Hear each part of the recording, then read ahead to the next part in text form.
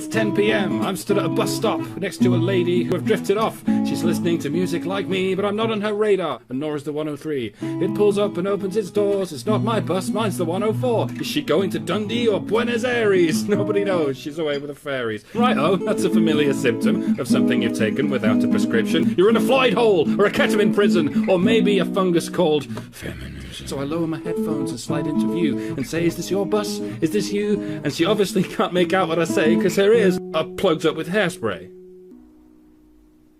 Your hair is green, and it's been green since you were 16. You hang around in public places with imaginary rapists, but you don't want to be seen. Okay. Your hair is green, like it's been cleaned in a latrine. Old ladies hate your tits, but men love them to bits, so you became a feminist.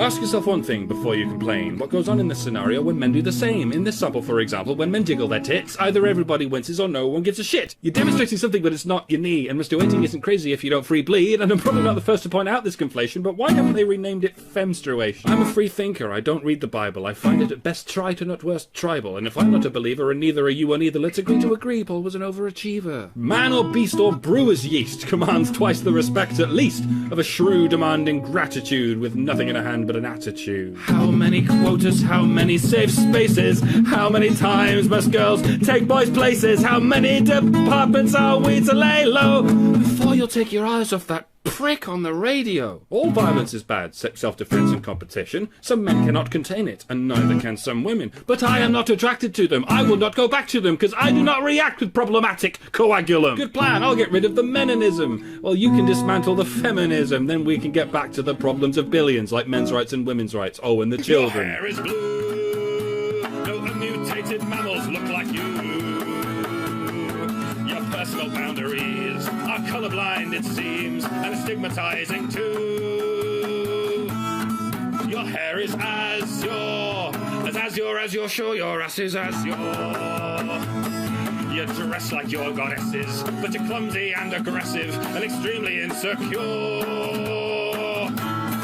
Alright, Nick, I've got an idea. Go to Yemen. It's lovely at this time of year. Then when I try to stop circumcision right here, there'll be one less bigot to drink my male tears. Whereas over here, when a woman rapes a child, she doesn't need a ring or a church or a trial. She doesn't even need to hide or disguise it. We just don't call it rape.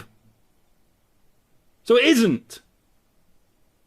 When you try to list the ways in which your life is hard, and all you can come up with is how popular you are, then all I can reply in respect to this drivel is politely telling you to check your privilege. Do to the trans what you do to the cis. You only ignore them if they have a penis. We'll try being invisible.